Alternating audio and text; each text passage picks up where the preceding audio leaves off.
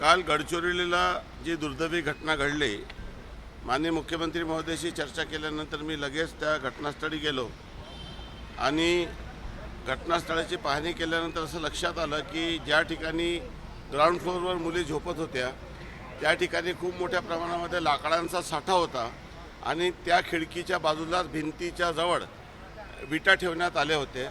त्यामुळे तो सर्प त्या जे लाकडांचा साठा जलाऊ लाकडांचा साठा होता तिथून विटांच्या माध्यमातून खिडकीतून आत शिरला आणि जो स्नेक होता ते स्नेकची देखील मी पाहणी केली। तो इंडियन क्रेट नावाचा स्नेक होता ज्याला मण्यार म्हणतो। तो जेव्हा चावतो तेव्हा फक्त जणू काही मुंगी चावलेली अशा पद्धतीचं फक्त पेन होतो। त्यामुळे जेव्हा सर्पाने त्या पहिल्या मुलीला दंश केलं, नंतर दुसरीला केलं, तिसरीला केलं, चौथीला केलं, पाचवीला केलं, तोपर्यंत कोणाला कळलंच नाही, कारण की जणू काही डास चावलेला अशा पद्धतीचं त्याच्यातून फील होतो। नंतर एक मुलीला तिची वारंवार तिला चावत असल्यामुळे तिची झोप उघडली आणि ती जोराने जेव्हा ओरडली तेव्हा सर्व विद्यार्थी जागे झाले, परंतु 3 मुलींचा त्यात मृत्यू झाला। एक मुलीला काल दीपिका नावाच्या मडावी नावाच्या मुलीला एअरलिफ्ट करून नागपूरला शिफ्ट केलं आणि एक मुलगी सध्या गडचिरोलीला ॲडमिट आहे, तिला शिफ्ट करणं शक्य नाही। ती सध्या स्टेबल आहे, परंतु तिचं ट्रीटमेंटसाठी आपण सर्व पद्धतीचा प्रयत्न करत आहोत। काल पीडित कुटुंबाच्या लोकांशी देखील मी भेट घेतली आणि माझ्यासोबत जिल्हाधिकारी आणि ATC आणि सर्व तिथले स्थानिक लोकप्रतिनिधी यांना घेऊन जेव्हा मी त्या आश्रमशाळेची पाहणी केली तेव्हा ही बाब लक्षात आली की अनेक ठिकाणी जे नियमानुसार ज्या गोष्टी द्यायला पाहिजे ते दिले जात नाही, योग्य जेवण दिलं जात नाही, झोपण्याची योग्य व्यवस्था नाही। अधिकारी फक्त त्या ठिकाणी जातात आणि फक्त नोंदी घेऊन येतात, हे कुठल्याही परिस्थितीत सहन केला जाणार नाही। काल रात्रीच माननीय मुख्यमंत्री महोदयाशी या संदर्भात चर्चा झाली।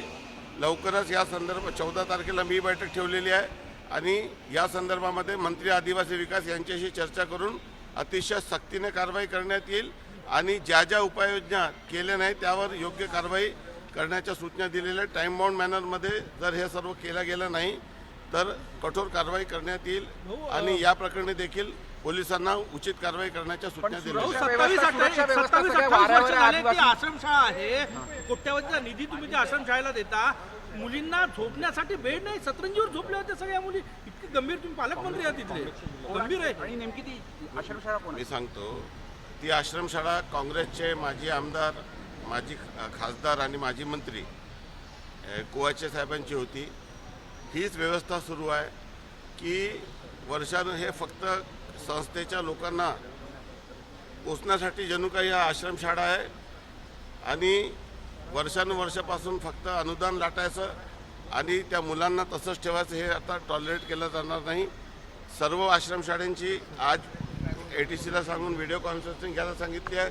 आज नवीन ॲडवायझरी त्यांना सांगितलेली आहे आणि आज खरं म्हणजे हे जे शासनाने, राज्य शासन अतिशय महत्त्वाचे निर्णय घेत आहे, हे सर्व भरतीमधले घोटाळे आपण बंद करत आहोत। पवित्र पोर्टलमार्फत खाजगी आश्रमशाळेची देखील भरती आपण पवित्र पोर्टलमधून करत आहोत। 80 किलोमीटरच्या त्याच्यात क्रायटेरिया लावलेला आहे। त्याशिवाय नवीन पूर्णपणे या संदर्भामध्ये एक ॲडवायझरी आणि कार्यपद्धती आता आम्ही तयार करत आहोत। 14ला ते आम्ही जाहीर करू आणि ज्या त्याची सक्तीने अंमलबजावणी होईल याच्यासाठी जबाबदारी निश्चित। मग त्या संस्था चालकावर कारवाई होईल का? इतका निधी मिळवून त्यांनी बेडची व्यवस्था केलेली नाही आणि महाराष्ट्रातल्या इतरही आश्रमशाळांमध्ये व्यवस्था असेल तर ती तात्काळ बदलली जाईल का? खाली झोपतात मुली। विशेषतः जे मंत्र्यांच्या किंवा मोठ्या माजी नेत्यांच्या आमदारांच्या आश्रमशाळा आहेत त्याच्यावरती काय? कोणाच्याही आश्रमशाळा असो, कुठल्याही पक्षाच्या वॅन्सीची असो, मी त्या सर्व विद्यार्थ्यांशी चर्चा केली। त्यांनी अनेक वेदना आणि व्यथा मला सांगितल्या, त्या सर्व मनाला फार वेदना देणाऱ्या होत्या। आता नेमकं ते विद्यार्थ्यांना मिळणारं अनुदान किती त्यांच्यावर खर्च होतो, किती संस्था चालक लाटतात, यासोबतच ओव्हरऑलच या घटनेमुळे जेव्हा तिथली परिस्थिती पाहिली तेव्हा असं लक्षात आलं की ते गादी होत्या त्यांच्याकडे, पण ते पाऊस आल्यामुळे त्या विद्यार्थ्यांनी त्या गादी येऊन त्या ठिकाणी मूळ प्रश्न आला की ग्राउंड फ्लोअरवर वन क्षेत्रामध्ये अशा पद्धतीने मुलांना ठेवता येत नाही। खिडक्यामध्ये कुठली जाडी लावण्यात आलेली नाही, उलट खिडकीच्या बाजूला लाकूड संचय करण्यात आला। खूप मोठ्या, किमान 4-5 ट्रक लाकूड त्या ठिकाणी होतं। भिंतीला लागून विटा ठेवण्यात आला, हा निग्लिजन्स आहे। अधीक्षका त्या ठिकाणी नव्हती, मुख्याध्यापक गायब होते, विद्यार्थ्यांची संख्या देखील नव्हती. हे सर्व अशाच पद्धतीचा जो गलथान कारभार आहे याला कुठल्याही परिस्थितीत नियंत्रणात आणलं जाईल. अतिशय सक्तीने गांभीर्याने घेऊन या सर्व गोष्टी दुरुस्त करण्यात येतील. संस्था चालकावर कारवाई होणार का? जो कुठल्याही संस्था पक्षाचा असो. चालकावरही कारवाई होईल आणि जे संबंधित मुख्याध्यापक आणि अधीक्षक जे गैरहजर होते त्यांच्यावरही कारवाई होईल. गुन्हा दाखल करण्याच्या सूचना दिलेल्या आहेत. शिक्षकांना मुख्यालयी राहणं अनिवार्य आहे किंवा त्या आश्रमशाळेत राहणं अनिवार्य आहे. 90% शिक्षक बाहेर होते त्या दिवशी, होतेच नाही. मी आपल्याला सांगितलं की ही बाब सत्य आहे की अटेंडन्स देखील राहत नाही. मी कुठली बाब लपत नाही आणि जे घटना आहे ते मी पूर्णपणे सत्य सांगत आहे.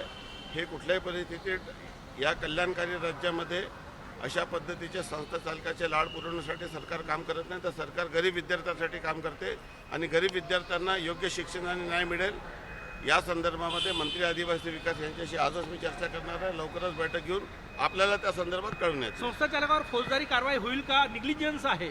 संस्था चालकावर फौजदारी कारवाई करण्याच्या सूचना ऑलरेडी दिलेल्या आहे आणि त्यानुसार कारवाई करण्यात येईल. मुख्यमंत्री सुंदर शाळेचा निकाल लाकडं होते तिथे गोडाऊन सारखं वापर होता. नाही, गोडाऊनसारखा वापर नव्हता. जे जलाऊ लाकडं होते शाळेसाठी लागणार ते इतक्या मोठ्या संख्येने त्या ठिकाणी ठेवण्यात आले होते, त्याची गरज नव्हती. आशिष, मध्य प्रदेश